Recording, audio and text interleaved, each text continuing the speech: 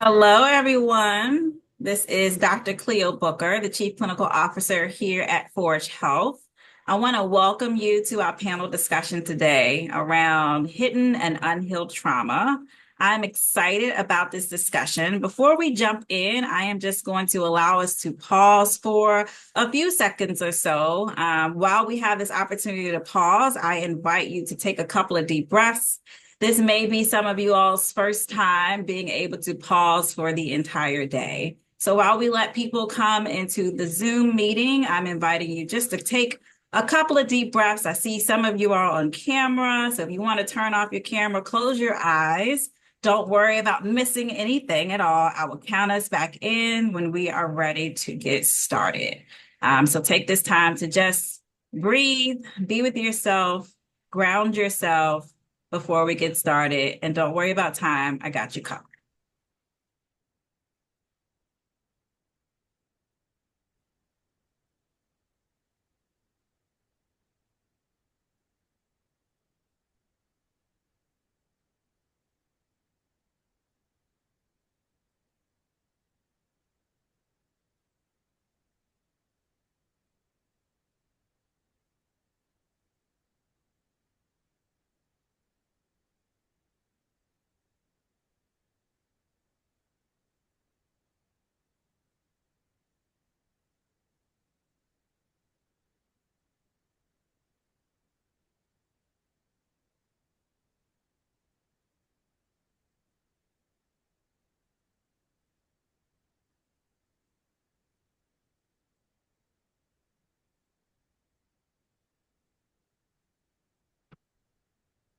Right. We are going to get started in five, four, three, two, and one.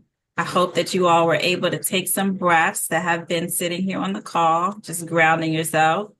Breathing is such an important part of our day, and we oftentimes forget to actually intentionally breathe, which leads us to our discussion for today that Forge Health is hosting.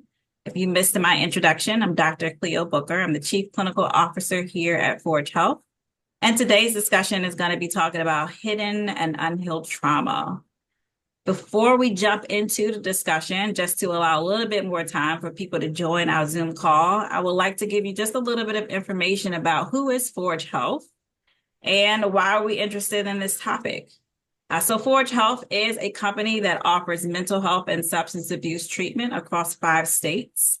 We currently operate in the states of New York, New Jersey, New Hampshire, Massachusetts, and Philadelphia, Pennsylvania.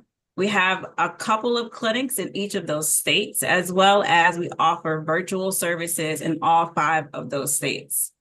The services that we do offer is trauma-informed care based.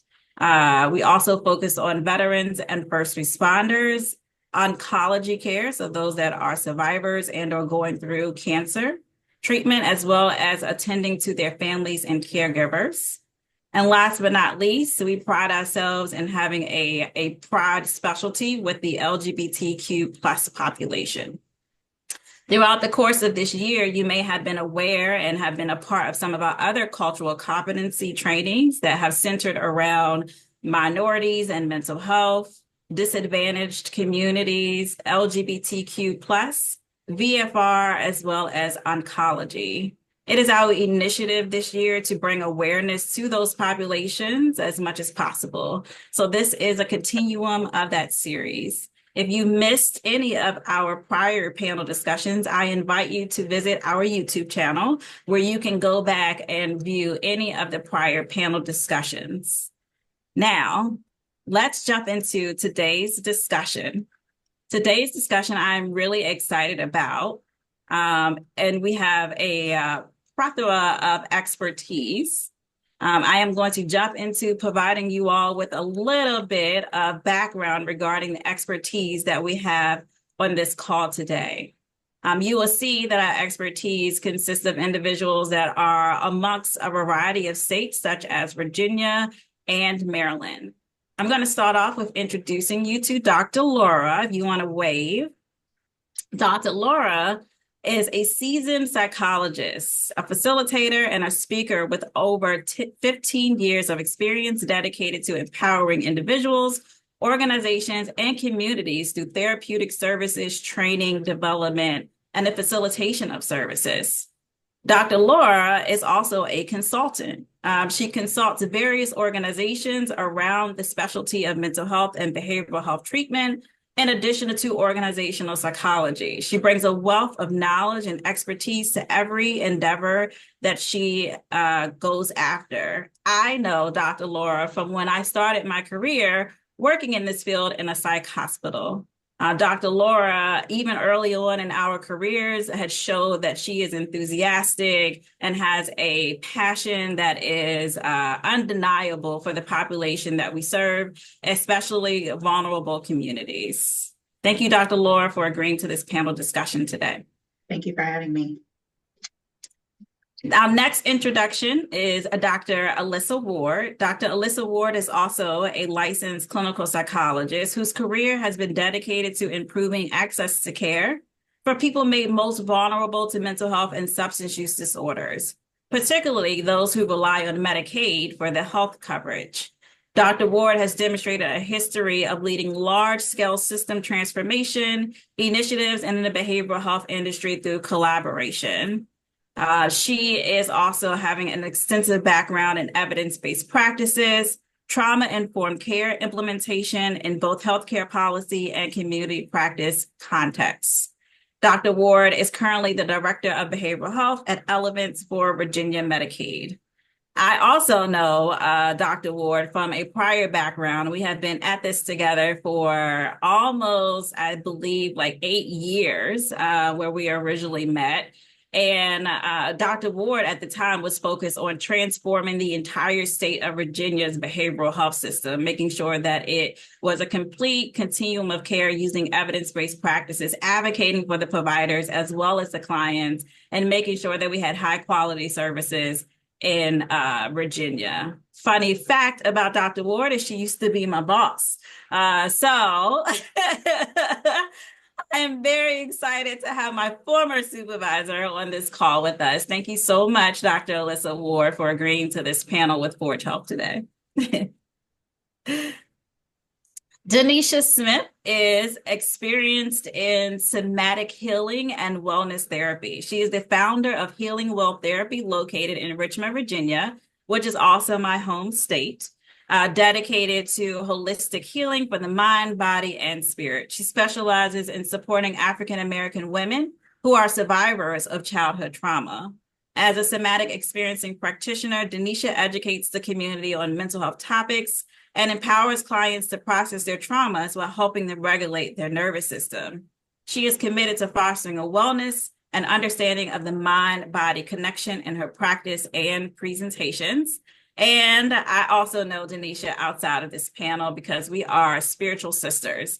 We have been probably growing spiritually together for at least the last 13 years or so. So very excited about having my spiritual partner and sister on this call with me today. Thank you, Denisha. Right. Super excited to be here. Thank you. So let's jump into the discussion. As you all know, hidden and unhealed traumas have a lot to do with our backgrounds and experiences of life. And those life experiences start early on in age, even in the womb as a child.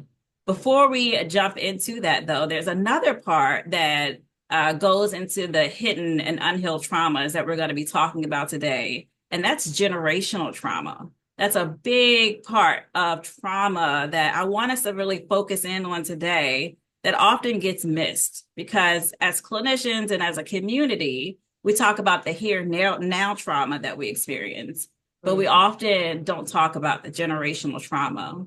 So for anybody on the panelists that wants to start the discussion, I'm curious on how do you define intergenerational trauma and how does it look different from individual trauma?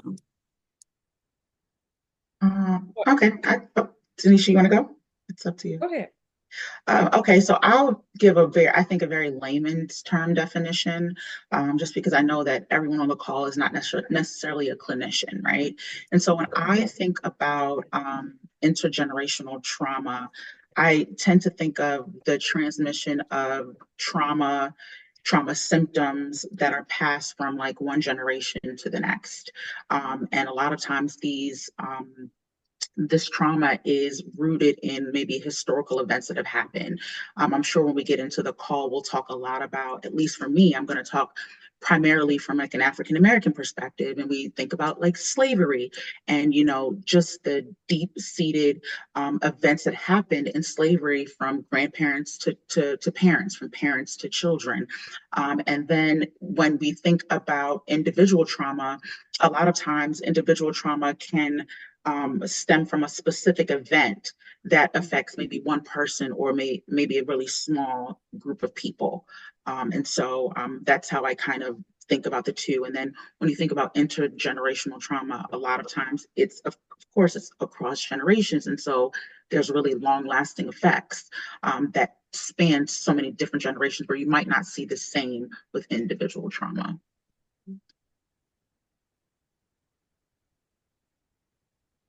It's a perfect definition.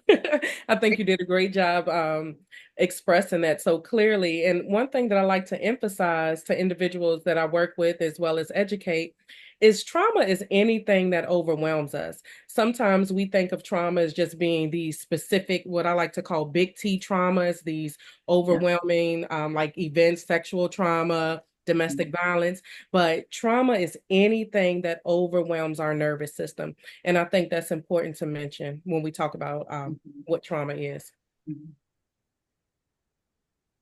Thank you, Laura and Denisha. I think that's a great, introductory into the difference between intergenerational trauma and then the individual trauma. But it doesn't help me to lead a follow-up question. And I wonder, Dr. Ward, can you explain a little bit about how does that individual trauma that Denisha just explained, anything that overwhelms a person, how does that then get passed on to a completely different generation and subset of people? So, one thing that we're learning to appreciate more and more is that trauma affects us on a cellular level, right? So, it really goes all the way down to our DNA. And it's not that those experiences change the actual structure of our DNA, but rather the way that our body plays out that DNA, what our body does with it and tells our body to do. And so when an individual goes through a traumatic experience and they are forever changed at that cellular level and have these, what I know Denisha fully appreciates, is these somatic experiences of that trauma, what we're beginning to see in research is that genetic change doesn't just impact the individual, but when that person has children, that same DNA functioning is passed on to their children. And so there even have been studies in a variety of different communities that have experienced trauma, like Holocaust survivor families, not just those when we think about World War II traditional Holocaust, but when we think about things like the genocide that has happened in Cambodia or Armenia, Rwanda, we can actually see that there is that transmission of then the actual behaviors and psychological experiences of people, even though they didn't directly experience that trauma, their parent or grandparent did. We actually see that their levels of those same symptoms and somatic expressions happen for them of PTSD, of depression, that those changes are on that cellular level and we pass it along, kind of making our children we cascade those effects. So I think that's super fascinating, especially because I think when most of us talk about intergenerational passing of anything, like we do intergenerational wisdom or folklore or whatever, we think about it as more, or values, the way we parent, we think about that as really behavioral, like just the way my mom parented me is probably a reflection of the way her mom parented her. And yes, maybe those things were impacted by potential trauma, and that's how things got passed down. But, and that's true, that contributes as well. But this is actually down to our very cellular level too. Mm-hmm. And even to add, Dr. Ward, I think that, we also see on the other side of that, at the biological level, we see like predisposition to like mental health concerns and chronic illnesses that are also stemming from trauma as well. So, it's interesting. I was reading a book even before the panel. It's called "It Didn't Start with You," and it really gets into how the effects of trauma, again, Denisha, I'm sure you can appreciate the somatic effects. You don't even realize the somatic effects you're experiencing are directly correlated to things that you haven't maybe resolved in traumatic experiences you haven't resolved or touched on. And so for anyone who's just even wanting additional resourcing, it's right here. I love that you brought it. I know, because I happened to be reading, I was like, oh, this ties in perfectly. It Didn't Start with You. And it's a really easy read that I think that can just give some more insight to just the impact of trauma. Denisha, I wonder how you see that in practice. Oh my goodness.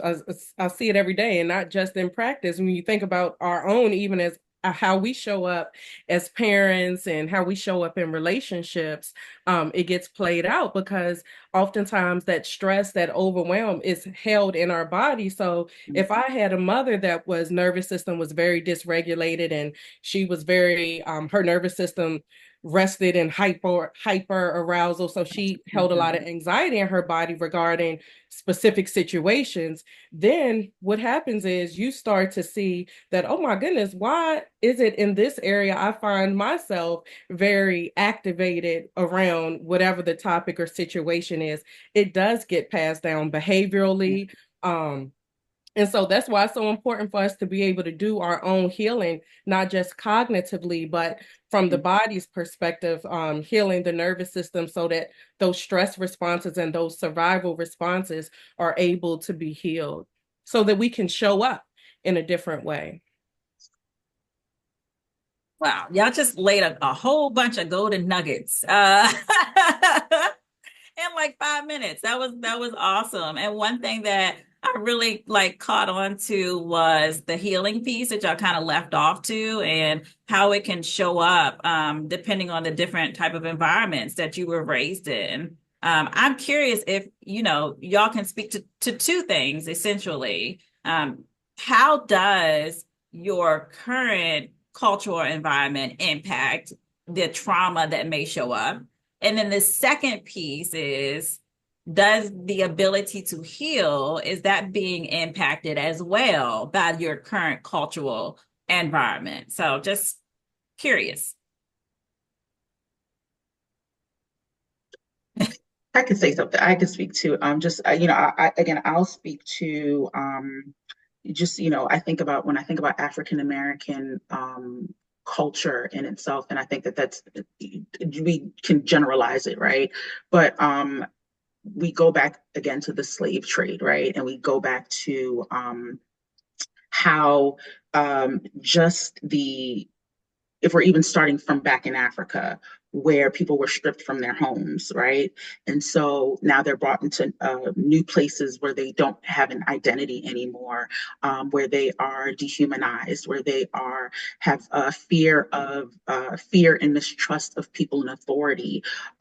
We see these effects now with internalized oppression, and we still see the effects of slavery up until today. We see the effects of the family structure within the African American community, where there's a larger number, research shows there's a larger number of single parent households within the African American community. We see those effects as well. So we just see the disruption of the African American family structure. We see again issues where sometimes African Americans may not even understand their cultural identity. right? Because of these impacts of intergenerational trauma. I keep bringing up books just because it just so happens before Cleo asked, I was in a book club and I read the book Homegoing by Yaa Gyasi, and it really laid out, it was a book about it started with two half sisters, and you just see the progression of they were stripped, one of them was stripped from their homeland in Ghana, and you see how they ended up in America, and you see that at every level there was more oppression and how they had to adjust and be resilient and adapt. But you see the effects at all different levels. But what started as having identity, knowing who you are, being rooted in your culture, at every level it's being stripped away and taken away, and you see these implications to today. You still see, the fear of, police and within the African American community, and all of these things. And I hope I'm not rambling, but I just feel like, there's just so many different levels to speak of, like the psychological impacts, the social and cultural impacts. Obviously we go to like the poverty disparities as well, when we talk about African American community. So I just think there's just a list, and I'll stop there. Mm-hmm. Well, and just to, really to underscore what you're saying, that when communities have experienced these things for generations, but then you're embedded in a larger dominant culture that invalidates that experience and doesn't allow space for the learning or expression of that trauma and pain and acknowledgement, and that does not promote healing when the larger culture is so invalidating. Absolutely. And it lends us to stay in a space of survival, right? And so these responses that we have, while they may seem maladaptive at this point, right? If you don't feel safe, if our nervous systems, if our bodies don't feel safe, there's no way that healing can occur. But when certain behaviors and acts continue to happen, it's almost counterproductive in some sense for our systems to completely let down when systematically it still is not safe in some sense. Absolutely. And just even going a step further, you made mention, Denisha, that then we see these rates of like substance abuse and self-medication, as a way of coping and numbing all of these systemic barriers and challenges that sometimes people in these communities are up against. One thing that keeps coming to mind as you all are talking about is the rate of current substance use and mental health, issues that are being brought to our attention. And there is a couple of theories regarding the rates that we're seeing. One theory is the data collection is better and we're able to have insights into what is actually happening in the world. That's one theory.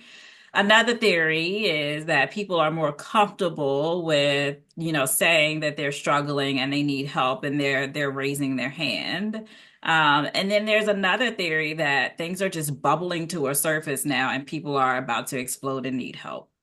And I wonder if some of that unaddressed, unhidden, unhealed generational trauma that you all are speaking about is contributing to that bubbling of people are about to just explode, because the generations that we see now that are feeling more comfortable saying like I need help, they're also the same generation that's constantly dismissed about their experiences because they're not necessarily in a very obvious oppressed situation, and so their feelings are being dismissed.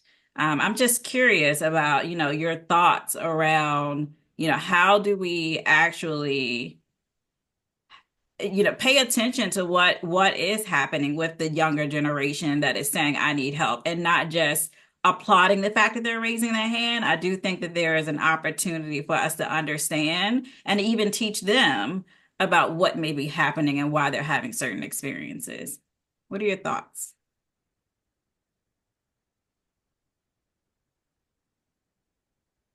I mean, I can say that I think since we're seeing such a rise, particularly with children and adolescents, and particularly adolescent suicide is so much higher than we have seen it in the past year over year. And I just think about in our culture how much our teenagers are holding generationally and how Yeah. much they have taken on, both through that behavioral transmission, but also like their bodies are full up. Mm. And they have to be so vigilant at this point, that I think I agree, we're seeing those things come up. And one thing I think that we see over and over when we think about what is effective for treating trauma is really about connection and about community. And I think that's another piece that I'm curious to hear my colleagues here and their perspectives on, but the disconnection we feel in our society right now, even the fact that I wish we were all able to be in the same room, we're in this Zoom room and that's a good thing, but we have had a recent period where we really had to be very disconnected. And of course, we saw that rise in mental health come from that disconnection that we have from each other, our families, and what we define as our communities. And that disconnection has impacts on our ability to tell the story of who we are and where we've come from and what those experiences not only mean to us as individuals, but as a community and as a family. And that can lead to less integrated people and more development of those trauma symptoms. And I think we have to continue to be proactive to find ways to create spaces where the younger generations can feel heard and seen, and helping them to understand how to just connect with themselves in their bodies, because they can only numb for so long. And so when we talk about symptoms such as like self-harm or, suicidal ideations, that's literally their nervous system just screaming, because we know our bodies will whisper, and it may show up in constriction patterns and aching stomachs or back pain or whatever it is, headaches. And that's our body's way of letting us know that something is going on, or actually numbing. But underneath the numbing is quite a bit of activation. And that's when we see like our bodies start to scream at us. So we have to create or find ways, whether it's through mentoring or just, making therapeutic services more accessible, educating our teachers on what it looks like to hold space, not necessarily trying to fix it, but creating spaces where they can let down, right? Because it may not be safe for them to let down depending on the environment that they go back home to. But if they just have some place where their bodies are able to settle, and some of that stress energy, some of that trauma energy in their nervous system can discharge, so that we're not seeing it, what's the word I'm looking for, like spill over. And I think that's so important. Also, I think that, with this younger, if we want to call them that, younger generation, I think that the language is just different, right? They may not be using the word trauma to express, what they're experiencing. Denisha, I similarly use statements like big T trauma and little T trauma. And I think that sometimes they can feel invalidated with some of the experiences that they're going through. And because they're nuanced, I believe, if we think about when we were growing up, I don't believe cyberbullying was such a phenomenon as it is today, right? And that is a form of trauma, right? Where bullying is not happening in person anymore. It is extending outside of the classroom, and it is now online, and it's extended to different communities and people who aren't in your school anymore. And the language that they're using to express the sadness, the pain that they're experiencing is very different and very nuanced. And I think sometimes they may feel like their experiences aren't validated, right?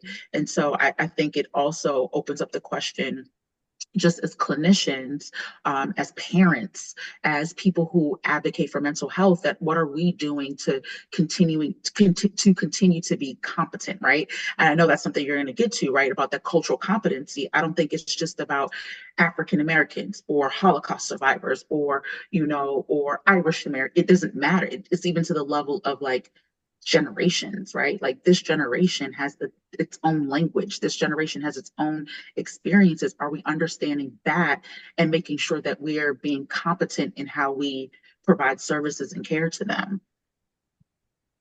And that you are right on point for the cultural competency question, Laura. So, and my question around this is going to be a little bit different from where we typically talk about, well, how do we become culturally competent therapists? Because this is a question where it's more of how do we as people help those to not repeat the same pattern basically that we have. So, for example, and I'll tell a personal experience. I have three boys, handsome boys, in my opinion, strong, handsome boys.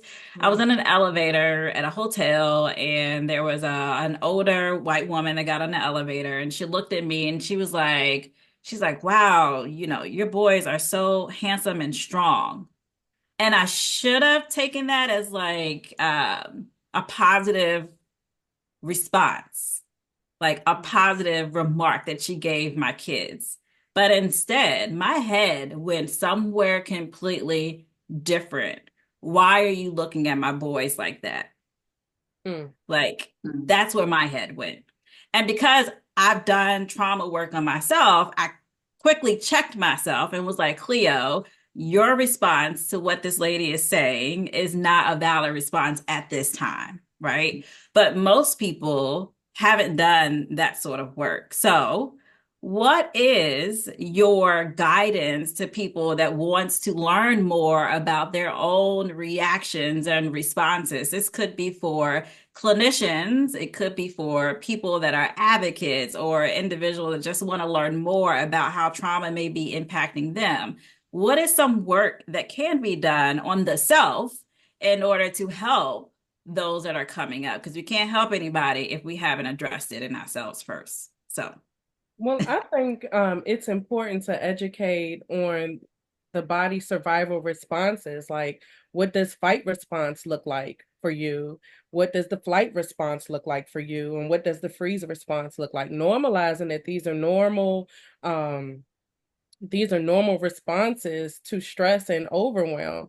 And so I think it's education is so important so that they can understand, where is this coming from? Why is it that I always, respond this way? And so normalizing it, because how I like to educate my clients is what your body wanted to do back then that was unable to do, it continually is trying to complete the response that it was unable to do back then. And so where it was necessary then, it kind of becomes maladaptive right here and right now.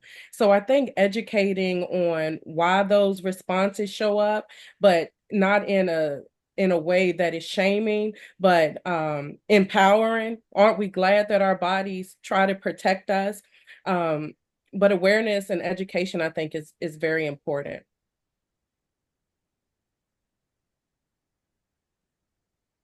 I think it's and I also heard normalizing. I did hear a little bit of like normalizing the response as well. So people don't feel shameful about those responses, teaching them about why they're having it and so forth. Yeah. And so, even to what you were saying about your boys, if we think about back in the days, slavery times, Hmm. a white person, a white bodied person looking at your child, imagine, admiring their frame and their stature could mean something else, right? And so Exactly. you had a protective fight response that showed up. But I hear you say that you were able to self-regulate to say, I okay, was. this isn't true, right here and right now, but that was an appropriate response back then. So that is, spot on as we talk about intergenerational trauma. Um, Hmm. so I just wanted to add that piece. And normalize, it's normal to be Yes. Yep. protective over your children. Uh, and I know, Dr. Ward, you were going to say something, but as you gave that example, Cleo, it took me back to, COVID times, because in addition to COVID, there was a lot of, social injustice that was happening at the time, a lot of issues of police brutality, and a lot of those individuals at the knees of this were African American men, and I remember being very easily triggered, thinking about my own son and thinking about his well-being and thinking about, what I would have to do to protect him, to make sure that he, was safe. So, as you said that, that's exactly where my mind went, and I think having prior knowledge, I'm able to also be able to take stock of it and let this, image go, and, understand that this is normal. But I think, again, if we're thinking about individuals who may not have the training that we have, I think it really is worth providing opportunities where the community is involved, right? Where it's not just at a therapeutic level, but it's at the systemic level. So it's advocacy and policies that are being put in place. It's places of community places of worship. All of these things. I think when I think about patients, our patients aren't one-dimensional, they're multidimensional. We have to incorporate their emotional well-being, their social well-being, their spiritual well-being. So how are we, including all of these parts of an individual in order to create culturally relevant ideas or practices. So I think, again, like holistically thinking about an individual as a whole, how we can incorporate these people into work that we're doing. And I would just add, as a white woman in the space of mental health and trauma work, I think it's really important for my white friends in this work to acknowledge that the burden, we need to hold the burden to learn and take on knowledge about things that may be outside of our wheelhouse or outside of our personal experience, and not just from reading a textbook about it. That part of, I think, the personal responsibility, the ethical responsibility that white practitioners have is to live outside their comfort zone, to be following influencers, that appear in their feed every moment of the day, to be kind of curating their daily experiences, to seek out education, and just, I think of it as like moments to share community and experience with people who have different backgrounds and intergenerational experiences, in order for you to be able to be a more active, compassionate, and culturally, rather than like competent. I don't think I'll ever reach any kind of cultural competence, but to observe cultural humility, and to be able to be there as an ally, or hopefully even an accomplice, in breaking down some of our social barriers that perpetuate this intergenerational trauma. I think that's an excellent point. Yeah, definitely. And even, I think that when, as clinicians, right, I think that we may have that knowledge, but I think sometimes when we even think about just the assessments that we're given and the diagnoses that some of our, that we see, the differences in diagnosing of,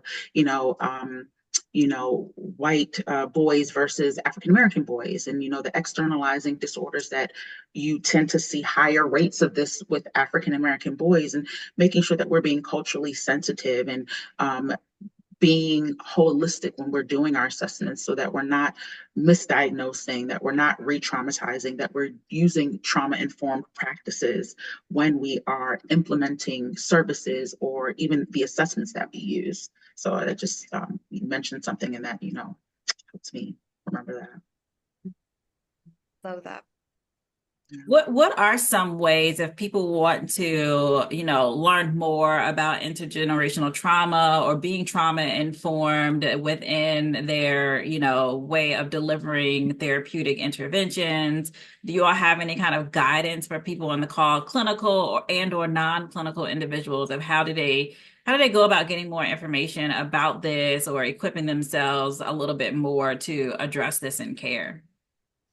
There's actually an awesome training that's getting ready to, I think it's like a 6 or 8 week training that is being held by Diane Poole Heller, Peter Levine, and a fool, I forget her last name, but you can check out traumasolutions, I think.com. They're having a 6 to 8 week training on intergenerational trauma that's getting ready to take place in September. I think that would be a great place to start. And so yeah.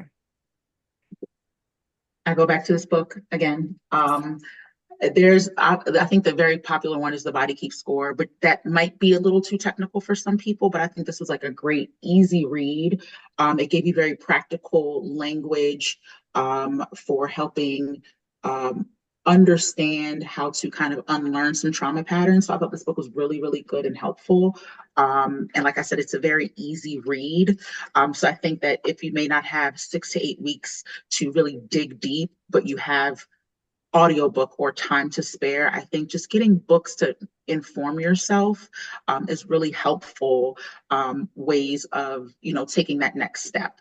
We're not asking everyone to be an expert, but we are asking people to understand that trauma is not just today, like you said, Cleo. It's not a present thing. It's past generations and things that our grandparents experience. We are living those experiences today. So, Do you know the National Child Traumatic Stress Network is a great resource for clinicians and non-clinicians that provides a wealth of training and even just kind of brochures or things to use in your work environment, in your spiritual environment, like wherever you find yourself wanting to share information about trauma. They have information in numerous languages that also covers all these different types of topics of trauma and defining it. And they have a great toolkit that was developed for child welfare that's a trauma-informed training toolkit, but has been adapted for a lot of different types of organizations that gets into a lot of these topic areas. So they're always one of my go-to resources as well. Also, there's an amazing book. Can't think of the name of it, but it's by Dr. Resma McKinnon, Menikin, Menakem. He wrote a book about somatic abolitionism, and I think that's an awesome resource as well. Just trying to find the name of it. Okay.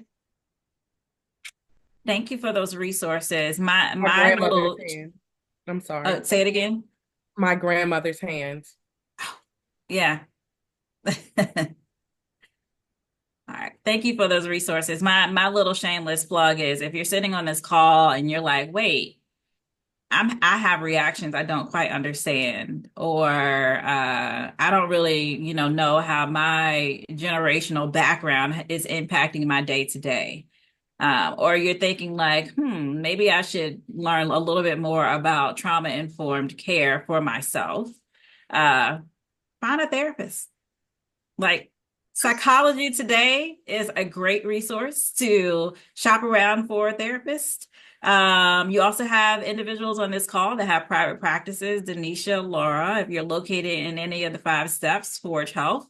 And then Dr. Ward leads a fantastic team that can help if you do have that insurance via Anthem. And if you look on the back of your card, you can call member services and they can help you find a behavioral health provider in Virginia. So find a therapist, really. And if you go on Psychology Today, a lot of times the profiles will say trauma-informed care. So you'll know specifically if they have a background in trauma or providing trauma treatment. It is often a very difficult first step to say, I want to talk to a complete stranger about, my thoughts and feelings and behaviors. but it's a very important first step for those that are clinical as well as non-clinical. The first therapist may not necessarily be your life therapist, so it's okay to shop around. It's almost like, finding a good outfit that you love forever. So some outfits you'll try on, it doesn't work, take the outfit off and keep trying until you find one that fits. Because it's important that you're comfortable in that outfit, which is your therapist. Your therapist is your outfit. So it's important that you're comfortable. So that's the only piece that I say if you're listening to this discussion and you're like, hey, like I think I want to learn more about how trauma may be impacting me, my generational experiences. We only touched on a few different cultures here in this conversation, different dynamics within the generations. There are all sorts of cultural experiences that will shape your behavior today. And a lot of times when we shock ourselves with the behaviors that we demonstrate, it is because of a generational cultural experience that is not as obvious, but it is embedded in your DNA, as Dr. Ward originally started talking about, that you really kind of need to figure out in order to counteract it or know how to use it appropriately.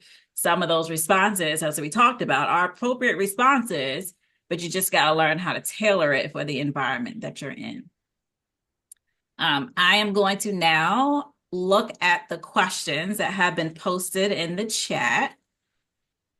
So we have about 14 minutes left in this conversation today. If you want a question to be considered for the panelists in real time, I am going to be looking over here to the side to look at some of the questions and try to get to as many as I can. One of the questions that I see is, I am wondering if you could address the fragileness of keeping trauma at bay. Someone with a significant trauma background, whether intergenerational or recent, who copes well until they no longer can stay the course and can no longer successfully manage their inherited lived trauma.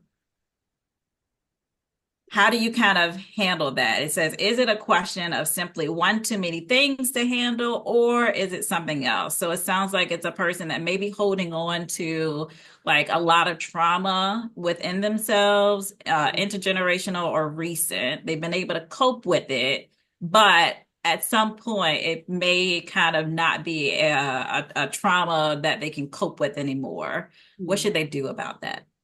I think it's important to be able to learn some stabilization tools that are going to help you to better regulate your nervous system so that you're not so triggered or just finding yourself just on edge all the time. So learning some stabilization tools that can help you in the moment, but also finding some good trauma therapists that you can begin to work through your trauma, because stabilizing is good, but ultimately we want to be able to work through to help to resolve some of the trauma. So trauma resolution. So I would encourage you to find a trauma therapist so that you can work to resolve some of those the traumas that you've experienced. I would just also like to say that one of the hallmarks of trauma and its impact on us is that we naturally want to avoid that thing. We want to avoid the memory of it. We want to avoid anything that makes us think about it. We want to avoid all of the environmental triggers around it, and that avoidance can have this short-term coping effect, right? There's a reason our body is telling us this is unsafe and I want to avoid it. In the long run, though, what it creates is this, I call it like the Swiss cheese experience, where your body is full of holes, where your story doesn't make sense anymore because you're avoiding these big critical things in your history or your generational history that have happened to you. And so part of the key that we know to kind of unlocking healing and trauma is being able to confront those traumatic experiences with a safe person, which could be a therapist.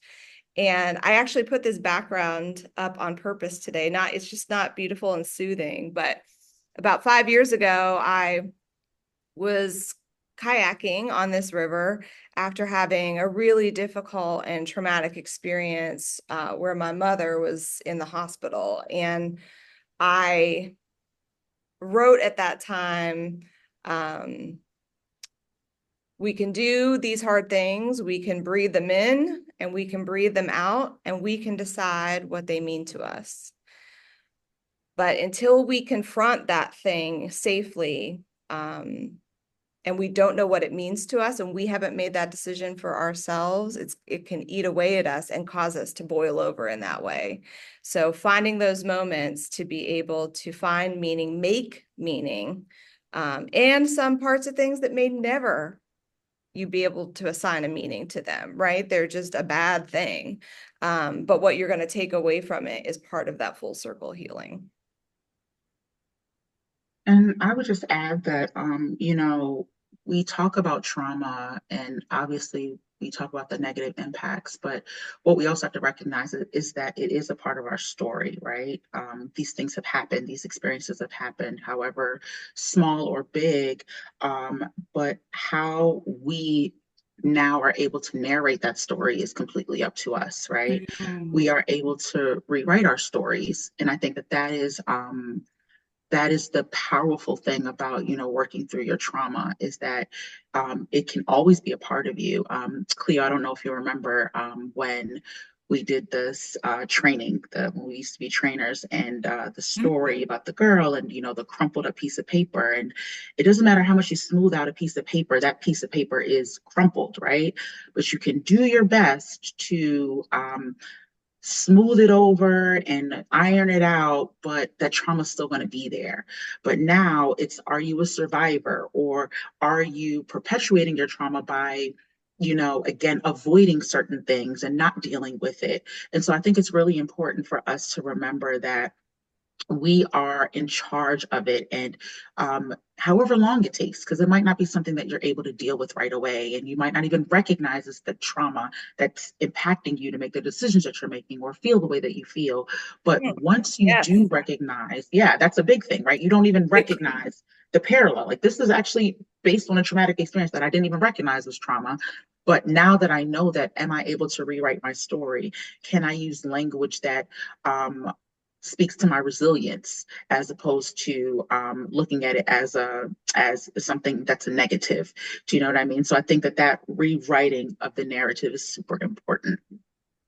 Absolutely. I agree with and love what both of you all have shared. And what I like to tell my clients is, and some of you all may have heard this statement before, but if you feel it, you can heal it.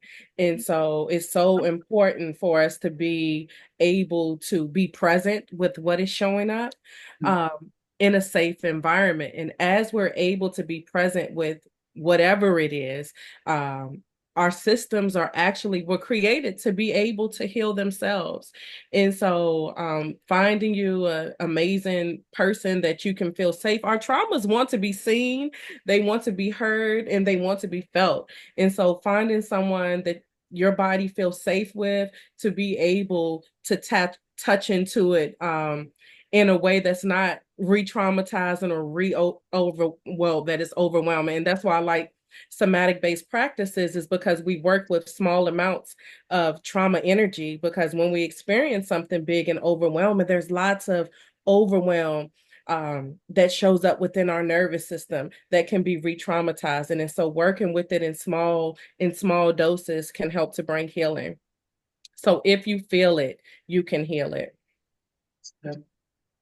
I love that, Denisha. If you feel it, you can heal it. That is awesome. Thank you for reminding us of that. That's one of the reasons why I started off. Some of you were on the call, and I started off with allowing people to take a pause.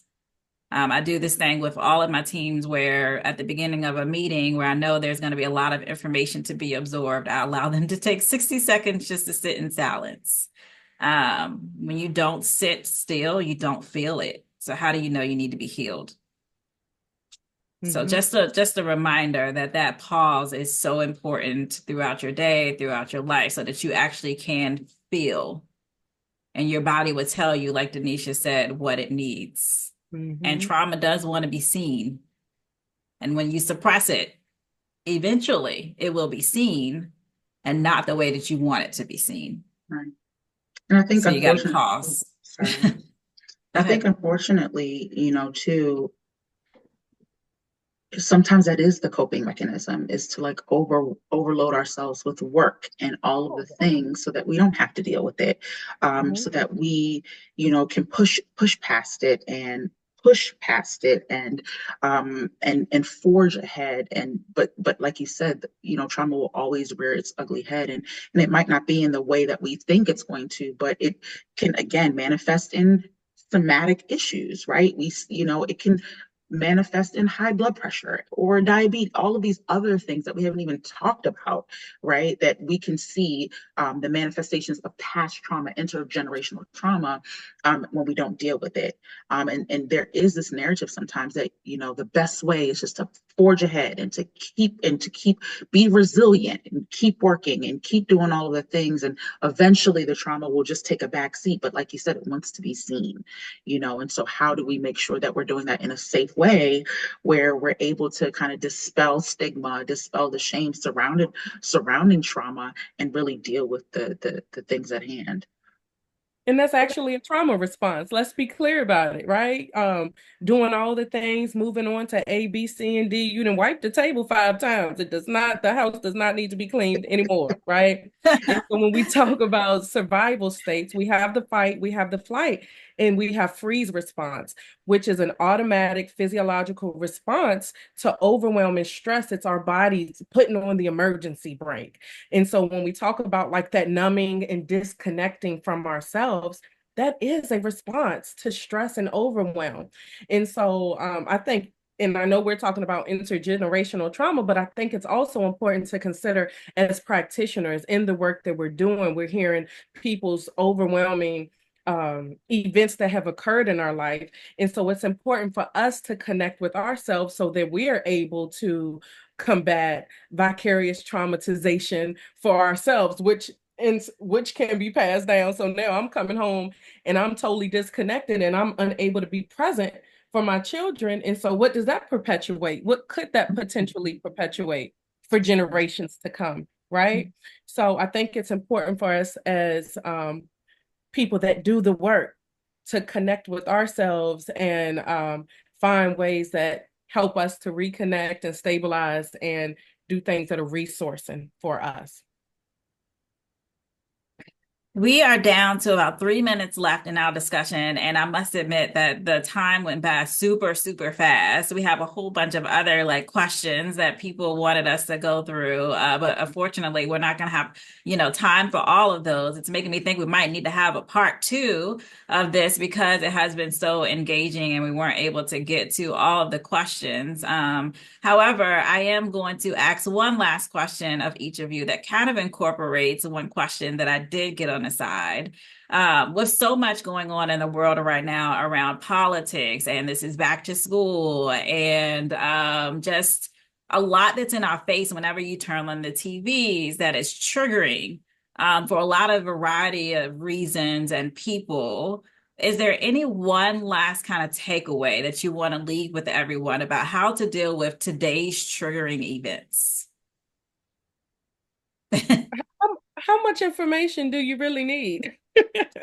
Right? So why must we continue to play the same messages over and over and over? I know there's such a fine balance between being informed and then kind of being in freeze, just allowing it to overwhelm us. So take a break, take a pause. Notice how it makes you feel after you've heard the story over and over. Being mindful of what you press play to. You don't need to see the horrendous acts to know that they occurred, right? So when we are watching the news, when we're on Instagram or TikTok and seeing these things that are coming up on our feeds, you can read the headline and that's going to elicit a stress response in itself. We don't have to see every detail of what occurred to know what is happening in the world. So I would say pause, take a break from it, notice what happens inside, do something that's stabilizing for your nervous system, and know when to walk away. That's really good.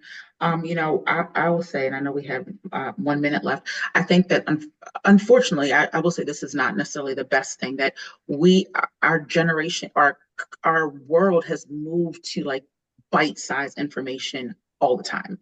So like if you think about Instagram and TikTok and social media and even Twitter and things like that, it's information overload at like rapid rates. You are getting 6 seconds to 30 seconds of the same information over and over and over and over and over and over again.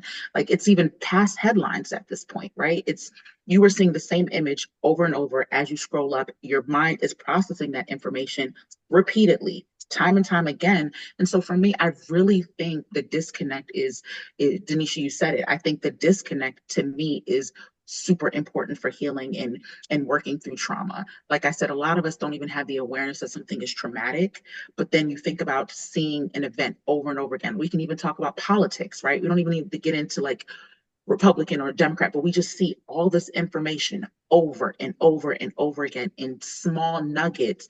It's overwhelming, and if your body's already dealing with little t traumas over and over and over again, continuous, and not having any opportunity to heal, then you're not able to be mindful. You're going through the motions. You're continuing to try to push through and not really get the resources that you need. So for me, I'm thinking just the ability to disconnect, for me, is what I think is super important and super needed in this time and space that we're in. I'll stick on the same theme to close us up with one word and one resource. And the word is rest, connected to what these fine ladies had to say. And the second is, if you have not read the Nap Ministry, Rest is Resistance, on that theme, I suggest picking it up at this time in our lives. Thank you, ladies, so much. Thank you for everybody attending our panel presentation and conversation today. It has been such a pleasure. So much great information. We got books, we got websites, we got, therapeutic interventions to deliver. So thank you so much for the expertise that you were able to give us today. I appreciate it. Until next time, I will see you all later. Thank you so much. Bye.